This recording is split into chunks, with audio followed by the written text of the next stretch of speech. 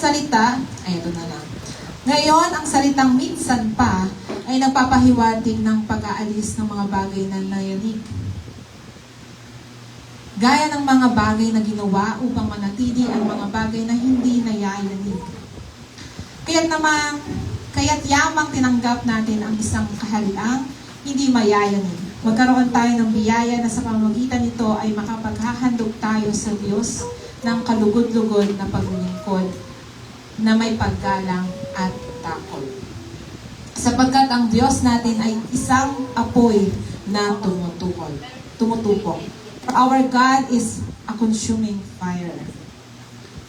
Next po na ating teksto, Psalms chapter 62 verse 6. Consumption. Ayan, Psalms 62 verse 6. Siya lamang ang aking malaking bato at aking kaligtasan, ang aking muog, hindi ako mayayanig. He only is my rock and my salvation. He is my defense. I shall not be moved. Pagpalain po ang ating pagbabasa ng Biblia. Tayo po'y tumayo sa bilang paggalang sa ating panalangin. Tayo po'y pumikit at lumuko. Yes, Father in Heaven, salamat Panginoon sa mga oras na ito na iyong pinagkaloob sa bawat isa. Salamat Panginoon dahil sa pribilehiyo na ito na makarinig ng iyong banal na salita. Patuloy niyo po kami bigyan ng karunungan, kaalaman na nagmumula sa inyo na makalangit upang mas maunawaan namin at maintindihan namin na mas malawak pa ang iyong kapahayagan ngayong oras na ito. Maraming pong salamat kasi yan po kami ng iyong banal na Espiritu sa pangalan ni Jesus. In the name of Jesus, lahat po ay magsabi na Amen. Tayo po ay makakaupo na. Ngayon po ay iikot ako. Ayan, iikot si Ate Mari. Magtatanong po ako ng mga sitwasyon na yung mundo nyo po ay nayanig. Ang mundo nyo ay akala nyo masira na, mawawala na. Diba? May mga 2 minutes, ayan, habang nag-ano ako. Lalapit po ako sa inyo para tanungin kung ano yung mga chance, situation na nayanig ang mundo mo, yung isip mo, yung buhay mo. Nagsilabasan sila. Ayan. Walang takas yung mga yan. So, kasi po ang aking title for today is Standing Firm When the World is Shaken. Ayan. So, sino po ang nais mauna? Sino po yung may mic ba dyan extra? Ikaw po. May extra na mic. Ayan. Meron po dito, ano mga possible or ano mga, na meron tayo. Asa yung ano? Ayan. Pwede ko ba marinig ang aking mama? Gusto na alam ko yan. Ayan. Sige po. Kailan po, or pwede niyo pong ma-share kung kailan po na-shake ang iyong, nayanig ang iyong mundo. Nayanig? Napashake-shake po kayo. Parang price lang, no? Ng McDo. Ganon? Magkakwento pa.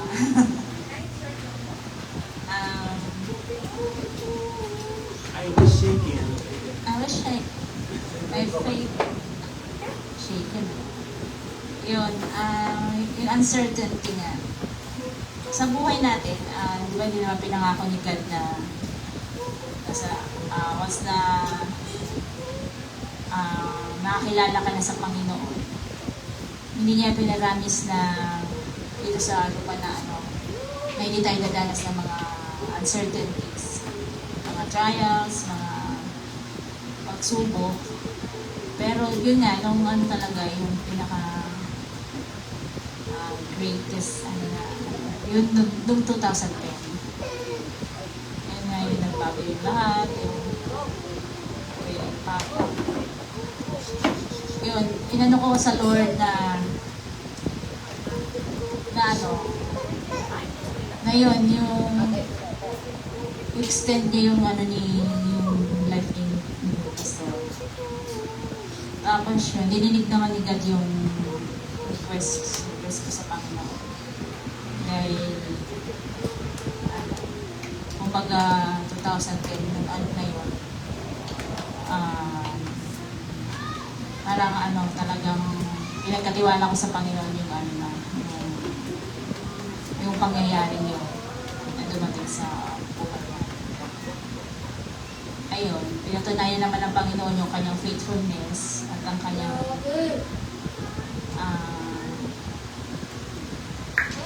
yung sumasagot siya sa panalangin natin na ano.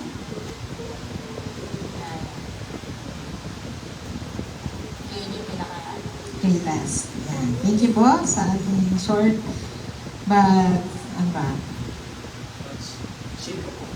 Shit ka po. Ayan, next naman. Sige. Sino po next? Kay Gabs. Ano, may situation ba sa life mo na nayanig yung mundo mo na sabi mo, ayoko na. Gusto ko na mawala. Ayoko na kasi ang dami ng problema.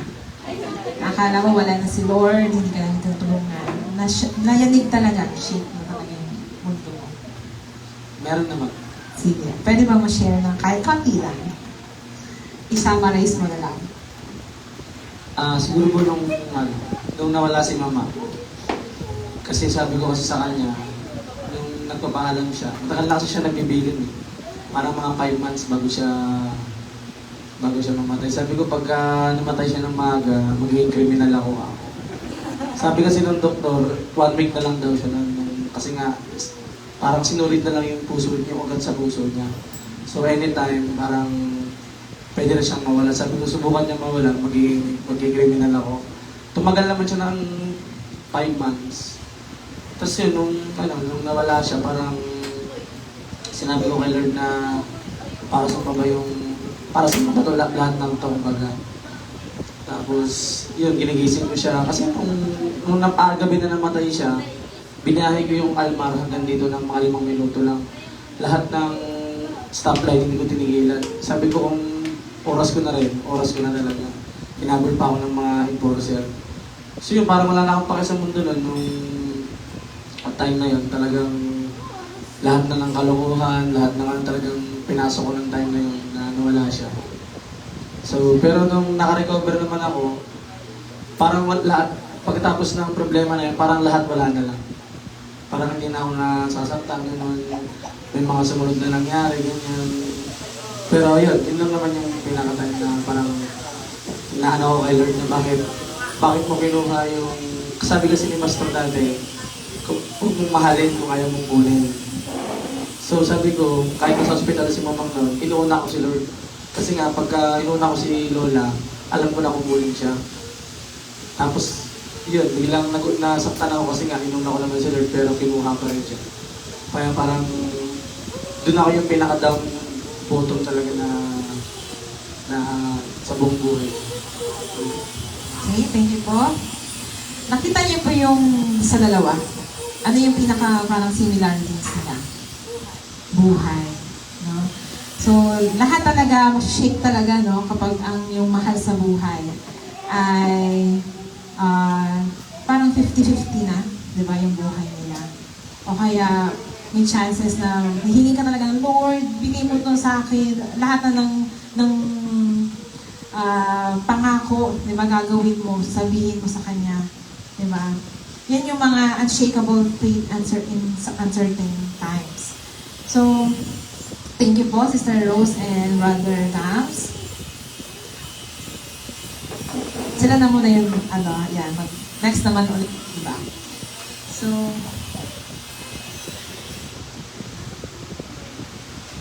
our circumstances may change, but God never changed. Di ba meron tayong isa sa mga tema ng church na yan, Anniversary Church. Sa lahat po ng bagay ay may mga chance po talaga na kailangan baguhin. Kailangan may magbago muna bago ano mangyari. Mas tumibay yung pananampalataya or faith mo kay Lord. Sino dito po yung mas tumitibay yung faith kapag pinagpapala? Meron po ba? Di ba po mas tumitibay tibay kapag umiiyak ka. Na Lord, ibigay mo sa akin to. Katok ka ng katok, di ba? Lord, paano na kung ganito, ganyan? Di ba? So, historical background po tayo. Hebrew, sa Hebrew 12:27-29.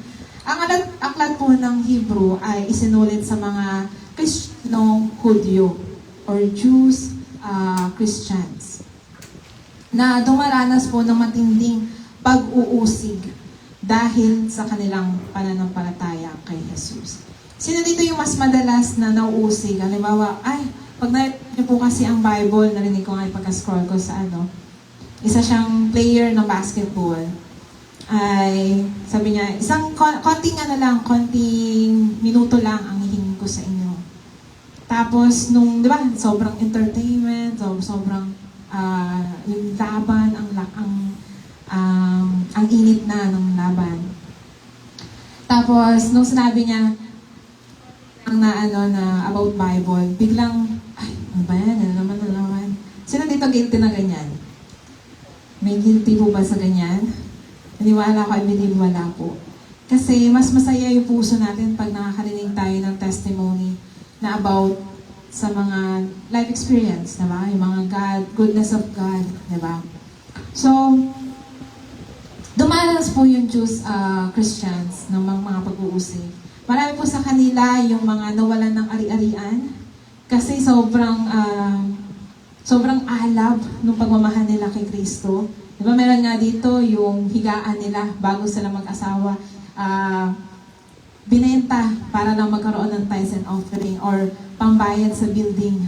Diba? Meron pa kayong gagawa ngayon yun? No? Ano ba yan? Kaboring kabatuhan na yan? May isip mo naman, parang sira naman tong ulo na to. Kanina, di ba, sabi, nasa loob ka ng funeral, ang kakantahin mo, alive, alive. This is the day that the Lord has made. Di ba? So, meron dito, tinakwil ng pamilya. Di ba, may mga dati na para lang makapagsimba, para lang maka-attend ng church, tatawid sa bakod. Tapos pag uwi, palo, gulpe. Diba? Hindi ko man siya nakita, pero sa kwento, kasi pag paulit-ulit mo siyang kinukwento, ibig sabihin, totoo talaga siya, nangyari talaga siya. Yun yung mga isa sa mga basihan ko kapag totoo yung kwento or gawa-gawa lang. Isa sa mga times na inuusig sila dahil sa kanilang pananampalataya na, di ba, para yung sumbong sa Lord, ganito, ganyan, kahit mahirap, di ba, na nagpipray, di ba? At last, natutokso silang bumalik sa dati nilang relihiyon para makaiwas sa paghihirap. Di ba? Dating relihiyon natin, hindi pala ako, never pala ako nagkaroon ng dating relihiyon. Kasi, thank God, I'm blessed na pagkagising ko, pagkamulat ko, ay lumaki na ako sa Christian family. So, doon yung mga may isip natin na, para makaiwas sa paghihirap, maiwas sa mga pag-uusig na yan, sasama na lang ako sa kanila para mas masaya, di ba? Walang sasabihin na iba, na masama, di ba? Yung parang lagi kang in, di ba? Lagi kang nasa trend. Isinulat ang Hebrew po upang palakasin ang kanilang at ipaalala na si Jesus ay higit sa lahat. At ang kanyang kaharian po ay hindi kailanman matitinag. Habang inaaral ko to, sabi ko, Lord, grabe ka naman kasi isa sa mga iyak ko to nung mga late, di ba? Kasi nga, yun nga, di ba, nag-report kanina. Sabi ko, nung mga panahon na sumung-sumo na ako or gusto kong tumakas, hindi mo ko hinayaang tumakas. Marami pang bagay, marami pa akong naranasan na pagkakataon na pwede na ako tumakas, pwede na ako umalis, di ba? Pero Lord, alam ko na kung napagdaanan ko yun, mas mapagdadaanan yun ng kaharian ng Diyos. Sa Hebrew po, chapter 12, ginamit ng may akda ang larawan ng pagyanig or shaking. Di ba? Sino dito yung ng matagal, hindi hindi sasakit yung kasukasuan mo or ano. Di ba kailangan gumalaw ka? Di ba? Kailangan ma-shake yung... Halimbawa, di ba, pag gusto mo magising, kailangan mag-exercise ka. Kailangan mo i-shake yung mga, kung ano mang i-shake mo dyan, di ba? So, upang maipakita na ang lahat po ay pansamantala lang, ang mga bagay ay lilipas, ngunit mo ang kaharian ng Diyos ay mananatili magpakailanman. Sa Psalms 62, chapter 6 po, ang Psalms chapter 62 ay isinulat naman po ni Haring, hindi po letter S ha, Haring David. Sa panahon po ng matinding pagsubok at pagpanganib, may mga taong gustong pabagsakin si Haring David sa gitna ng pagtataksin, ng takot, yung mga betrayal, di ba? Yung mga takot, ayoko na dyan kasi nakakatakot naman eh. Di ba? Kawalan ng katiyakan, ay hindi ako sure dyan, so ayoko na dyan. Iwas na dyan. Ipinahayag po ni David yung sinabi niya dyan, He alone is my rock and my salvation. He is my fortress. I will not be shaken. Siya lamang ang aking malaking bato at aking kaligtasan. Ang aking muog, hindi ako mayayanig. Hindi siya nagtitiwala sa hukbo o kayamanan o sariling lakas po. Ang kanyang pong seguridad ay nasa Diyos lamang. Yung security na meron siya ay nasa Diyos lamang.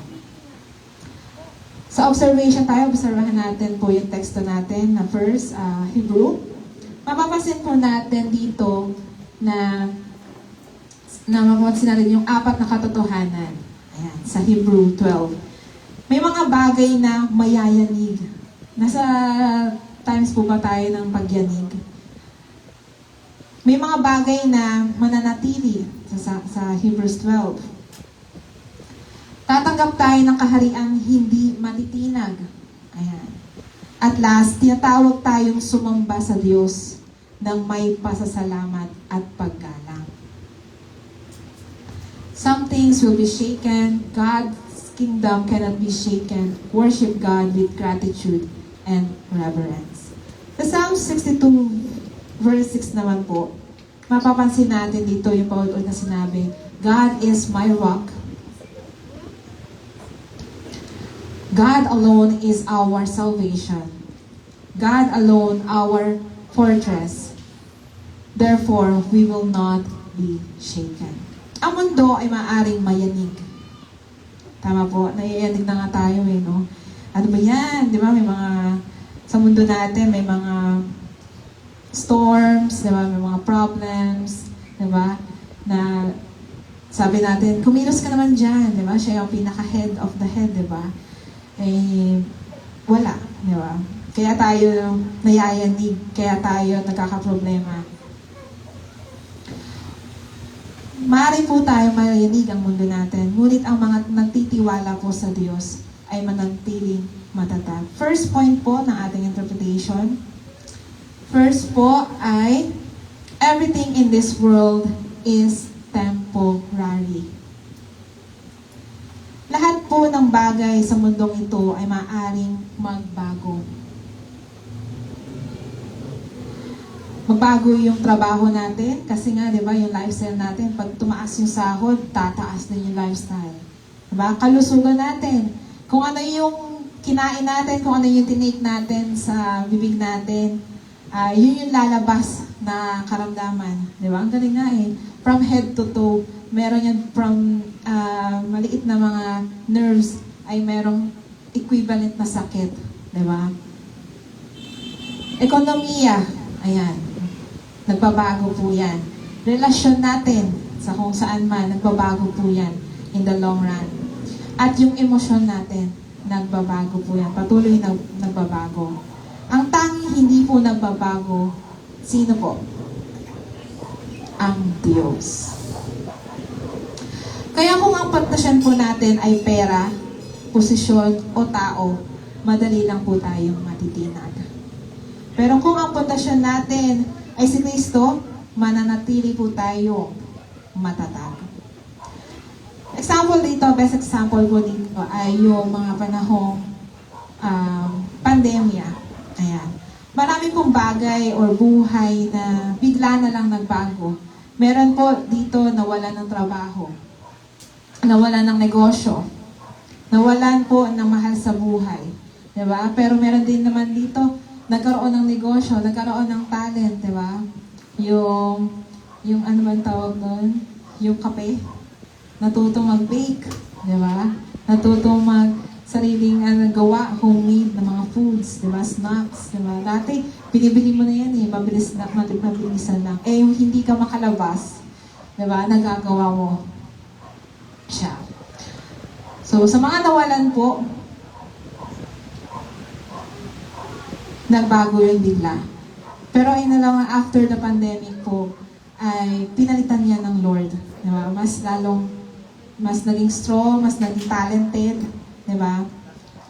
So sa gitna po ng mga yon, lahat ng yon, maaari pong yung pananampalataya natin ay natiling matatag dahil yung pag-asa nila, yung binigay nila yung buhay nila kay Lord. Second point, God is our unshakable foundation.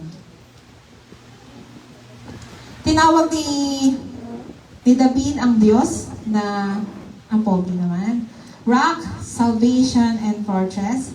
Ang bato po ay matibay. Tama po ba? May bato po bang hindi matibay? May nakita na ba? Kapag, anong ginawa? Binato? Meron ba ako may nahawakan ako kahit ibato ko siya, hindi siya na sisira.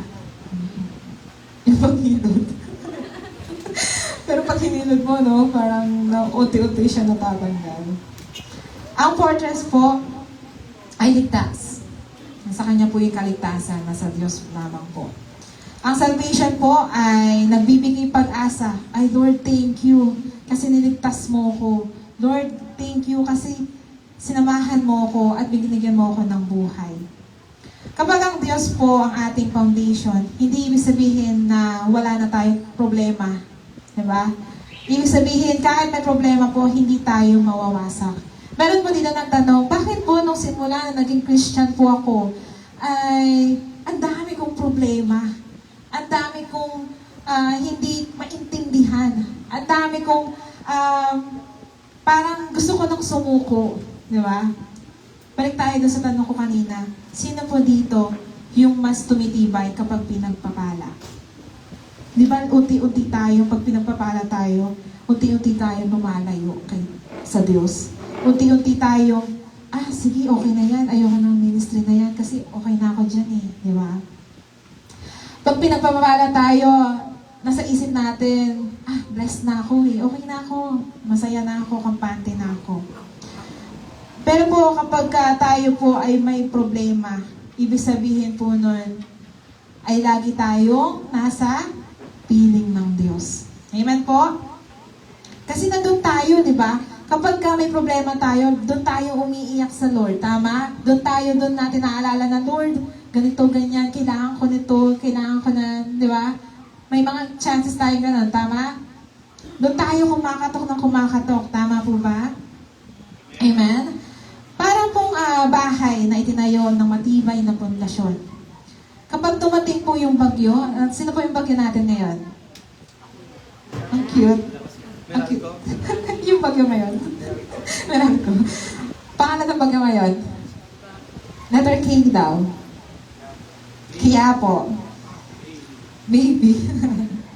Diba? Pag dumating si Quiapo, maaari pong umuga yung bahay na tinayo mo. Pero sa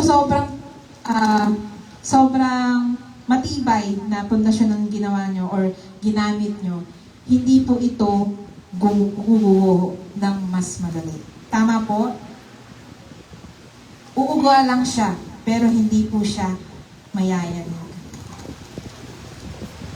Hindi po siya guguho. Tama po? Yun yung makita ko sa Japan pagka nagbabagyo doon. Ang galing nila. So, third point, worship is our response during times, uncertain times.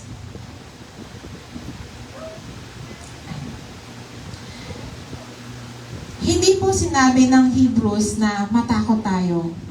Ang sabi po nito, let us be thankful and so worship God acceptably. Sa gitna po ng kaguluhan, ang taong tugon ay magpasalamat. Ang weirdo naman talaga ng mga Kristiyano. Meron na nga kaguluhan, meron na nga problema, meron na nga hindi na nga maintindihan yung mga nangyari, pero kailangan pa rin magpasalamat. Yes, kailangan pa rin po tayo magpasalamat. Hanggang may buhay ay may pag-asa. Diba? Hindi lang po siya basta salita, kataga. Binago na daw. Ayan.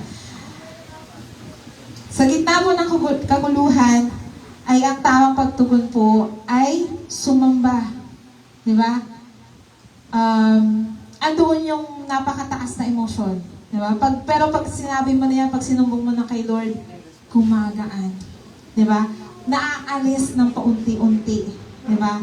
Kasi po, andoon yung pagtugon mo ng pagtitiwala sa Kanya. Yun yung third, magtiwala. Katulad po nila Paul at Silas, di ba nakulong po sila. Pero, nung nasa kulungan po sila, umawi po sila sa kulungan. Hindi dahil maganda po yung sitwasyon, ano ba yan, nasa kulungan na nga, umaawit pa rin ng pagsamba at papuri.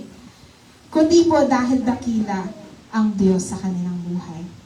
Ginamit po yung buhay nila, di ba, pinag-uusapan natin sila. Diba? Ginagawa natin silang example, best example, biblical example. Tama po? So next po, mag-aral tayo ng mga salita. First word is shaken.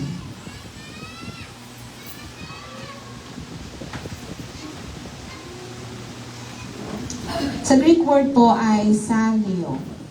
Meaning po to shake, to disturb, and to move violently. Hindi lahat po ng pagyanig ay masama. Minsan ginagamit po ito ng Diyos upang alisin po ang mga bagay na hindi matibay at ipakita ang tunay na pundasyon ng ating pananampalataya. Doon nabasa ko to, sabi ko, Lord, grabe no? Ganon mo ko pinapatibay, kaya mo inaalis yung mga bagay na akala ko okay na. Akala ko ililigtas na ako. Akala ko andoon na sa tama. Diba? Yung pala hindi. Kaya po pala inaalis ng paunti-unti. Kasi po, unti-unti rin tayo at pinapakita rin dito kung tunay ba or totoo po ba yung pundasyon ng ating pananampalataya. Next word is kingdom, kaharian. In Greek word is basileia, meaning to reign, to rule, and kingdom of God. Kaharian ng Diyos ay hindi po katulad ng kaharian ng mundo. Makikita natin, ay, sobrang saya naman nila. Sobrang saya, sobrang puro sayaw sila, ganito, ganyan, di ba? Ang kaharian po ng Diyos ay hindi po mawawasak. Hindi po ito matatapos. Ito ay walang hanggan. Ilang taon na po ako, uso pa rin po ang magtiwala at manampalataya sa Diyos. Marami na ako narinig na, Big Bang Theory, mga theory ba, or mga kung anumang mga suko na sabi ay babalik na ang Diyos. Diba? Pero, until now po, trending pa rin po dapat si Kristo.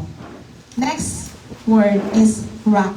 Hebrew word po ay chur. Meaning large rock, cliff, and secure foundation. Sa lumang tipan po, ang bato ay simbolo po ng katatagan, proteksyon, at katapatan ng Diyos. And last word po ay fortress. Hebrew word, misgab. Misgab. Ayan. Meaning, high refuge, stronghold, and safe place. Dapat safe place natin ang Lord sa kahit anumang bagay at sitwasyon. Kapag ang Diyos po ang ating kanlungan, ligtas tayo kahit magulo ang mundo. May illustration po ako dito. The lighthouse. Kapag po may bagyo sa dagat, malalakas ang alon, malakas ang hangin, madilim ang paligid, pero ang lighthouse po ay nanatiling nakatayo. Hindi ito pinipigilan ng bagyo, pero nagbibigay po ito ng direksyon sa mga barko. Sino ba nakakita ng lighthouse? Meron? 1, 2. Yan yung mga pumunta ng Ilocos. Alam na. Di ba? Sobrang, pag nandun ka sa taas, di ba? Sobrang lakas ng hangin. Tama? Sobrang lakas ng hangin, sobrang lawak ng makita mong karagatan. Di ba? Di ba? Sobra po yung makikita natin na nagagawa ng lighthouse. Kaya ganito rin po dapat ang Kristiyano. Hindi natin mapipigilan ng mga pagsubok. Darating at darating po yan. Mga problema, malaki man yan o maliit. Diba?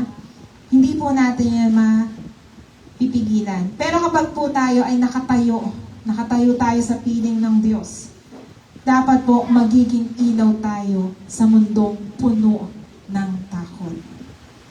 How to apply? First, build your life on Christ. Kailangan natin gawin, di ba? Magbasa po tayo ng Bible araw-araw. Hindi yung sabihin ni pastor dito, ni pastor na ganito, ganyan, imananiwala tayo agad. Sabi, di ba, dapat sa'yo mismo manggaling, makita mo mismo, at maramdaman mo siya mismo. Noong mga times na narinig ko yun, sabi ko, wala yan, hindi yan ganyan. Diba? Pero nung nangyari na sa akin, Lord, sorry na. Napakalakas ko naman sa iyo, pati ito, naramdaman ko, naranasan ko.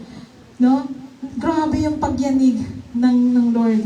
Kapag sinabi mo yung konting ganito, konting ganyan, iba siya pag nagpayanig at hinayaan niyang yanagin ang iyong buhay. Second, manalangin kahit mahirap po ang sitwasyon. Bilang Kristiyano po, dapat madali lang pong manalangin sa atin kahit mahirap at hindi madali ang sitwasyon. At pangatlo, magtiwala po sa mga pangako ng Diyos. Meron po ba dito na isa lang na pangako ng Diyos na lagi natin pinanghawakan? Meron po? Sige nga po, sino pong isa or dalawa na mag-share?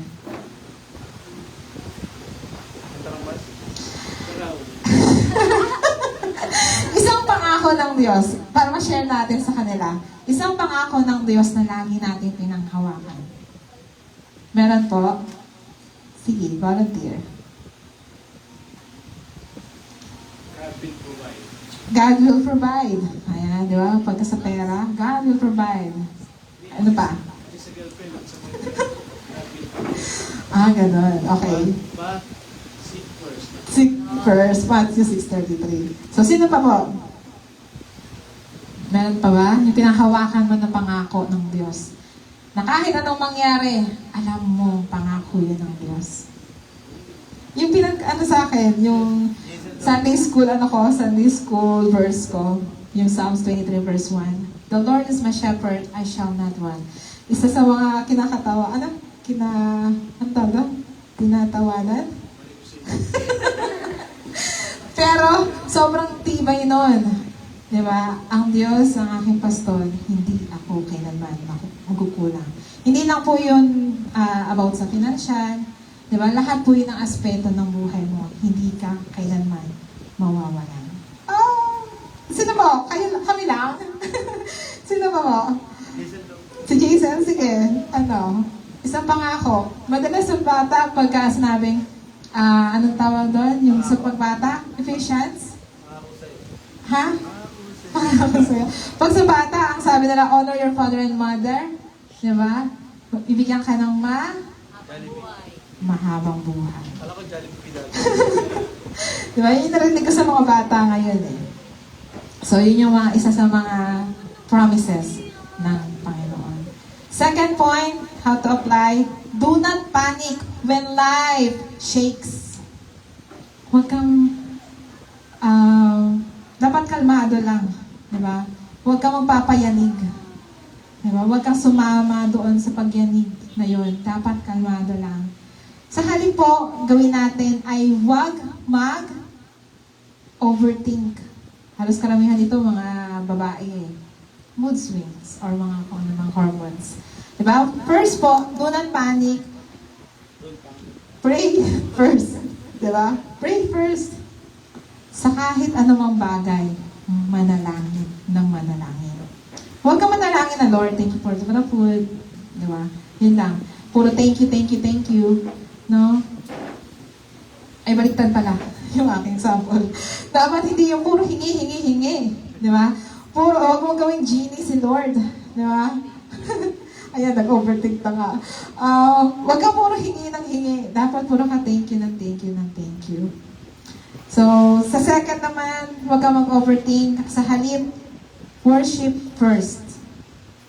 Kailangan sumamba ka muna. Bago ka tumakbo kung kanino man sa tao or sa mga bagay, sa problema na yan, bago mo siya salubungin or solusyonan, ay sumamba ka muna. Third po, trust God's promise. Kailangan pagtiwalaan mo yung mga pangako na ni Lord sa iyo na meron ka. Ayan. Do not fear worship. And last, seek godly counsel. Noong mga panahon na isa sa mga nayanig yung aking mundo. As ang deepest talaga, di ba? Pero wala pa palang mas deepest noong 2010 na yun. Pero no way back 20-something, ayan. More on nagsubok din ako, nag-try din ako ng mga medical counsel. Diba? Pero lalo po kung mas bumabalik sa godly counsel. Kasi po, yun yung pundasyon na meron ako, which is si God. So, nag-try ako, syempre, kasi nga kailangan, sabi nila, ganyan, ganyan. Para lang din may requirements, diba? Sila dito yung COVID vaccine dahil required. Di ba, halos lahat tayo. Hindi tayo makakapagtrabaho kung wala tayong COVID vaccine, tama? Pero sa puso natin, ayaw natin, di ba? Di ba? So, katulad po nun, di ba? Lagi tayong bumalik sa ating unang pag-ibig, which is yung trust natin sa ating Diyos. So, last, how to apply? Be a source of hope to others. Diba? Kapag mayroon kang punong-puno ka ng pag-asa, i-share mo din po sa iyong mga nakakasakupan o mga surrounding your people, no? Ay kailangan maging source of hope ka. Maging source of light ka. Diba? Sa paligid natin. Sa kaibigan mo, ayan, diba si Ace, sinabi niya yung dalawa yung poging kaibigan. Ayan, welcome. Diba? Maging source of light ka, source of hope ng mga mahal mo sa buhay. Paano? Encourage po ang mga natatakot. Sino po dito yung natatakot? Mamaya encourage kita. Wow! Ganun, di ba? Lahat na tuloy, natakot. Okay. Next, mag-share ng Bible verses. Di ba? Mag-share ng Bible verses. Ay, nako. Wala na tuloy. So, next naman, manalangin kasama ang pamilya. Napakalaki po ng foundation na to. Pundasyon na to. Ang hirap pag na-distract no? So, magpanalangin po tayo kasama ang pamilya natin. Huwag yung kasama lang natin yung friends natin. Dapat po kasama natin ang pamilya natin. Diba? Mas masaya po kasi kadalasan po sa natin sila kasama manalangin. Bago kumain. So, ibig sabihin, samahan po natin ang bawat isa o bawat miyembro ng pamilya natin na kumain. Diba? Lalo tayo nga doon. Ayan. Basta, maglingkod po sa nangangailangan. Diba? Huwag natin hayaan na maging content lang yan sa social media. Hayaan natin na kahit, di ba nga may nasabi, huwag mo nang hayaan na makita or malaman pa ng katabi mo yung ginawa mong mabuti. Hayaan mo na si Lord lang ang mas nakakaalam nun para siya ang mas bumaw. Okay? Ang matatagpo na pananampalataya ay nagiging pagpapala po sa iba. So, supporting verses po natin sa ating text. Sa Isaiah 26, chapter 26, verse 3. You will keep in perfect peace those whose minds are steadfast. Sa Tagalog, sige mo na. Ang kapayapaan po ay bunga ng pagtitiwala sa Diyos. Iba po ang nagagawa ng kapayapaan. Tama ba? Kapag sobrang gulo po ng isip natin, tingnan natin kung makakagawa ka pa ng maayos. Makakagawa ka pa ng mabuti. Diba? Laging nasa isip natin, diba? Pag magulo yung, kanina, diba, sabi, sobrang takot niya, gagawa na lang siya ng masama. Diba? Tuloy-tuloy na yan, ikaw nang bahala kung mabuhay man ako o hindi. Diba? Gagawa na lang ako ng masama. Kasi hindi ko nakuha yung gusto ko. Diba? May mga ganun human nature po yun. Ano po siya, natural talaga na lalabas sa atin. Matthew chapter 7:24 to 25. The wise man built his house upon the rock. Ang matibay na pundasyon ay si Kristo. Kaya sabi, di ba, yung matatalino pong mga, hindi lang tuman, di ba, may buhay, ay kailangan, ang pundasyon natin ay si Kristo. And thus,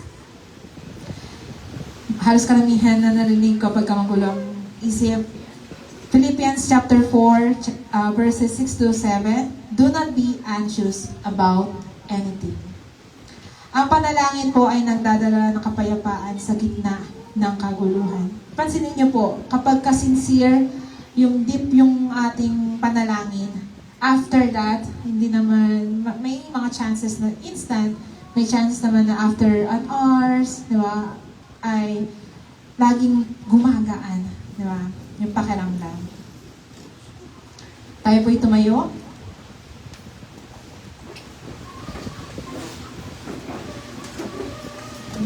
Church, hindi po natin kontrolado ang lahat ng mga nangyayari sa mundo. Tama po? May mga panahon po na nagbabago. May mga krisis at pagsubok. Ngunit may isang bagay po na hindi kailanman magbabago. Ang Diyos ay nanatiling tapat sa atin. Kapag ang buhay po natin ay nakatayo kay Kristo, maaaring umuga ang ating paligid, pero hindi po ito matitinag ang ating pananampalataya. Hindi dahil malakas tayo, physically or emotionally, kung anumang aspeto na malakas sa atin, kundi matatag po ang Diyos na ating pinaglilingkuran. Sa ating patatapos, faith is not proven when life is easy. Faith is proven when everything around you is shaking. Yet, you still choose to trust God.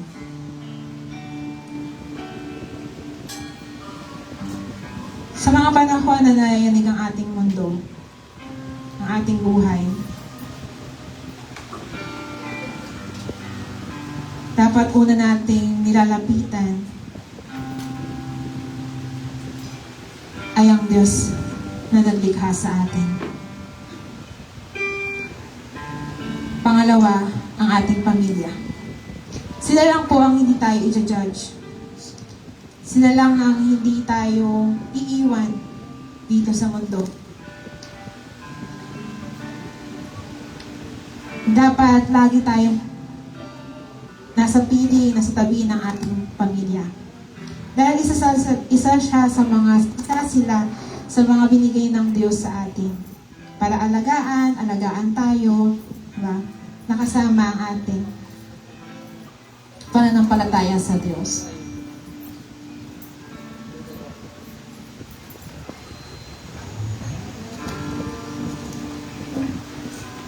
Sa mga hindi pa po nakakatanggap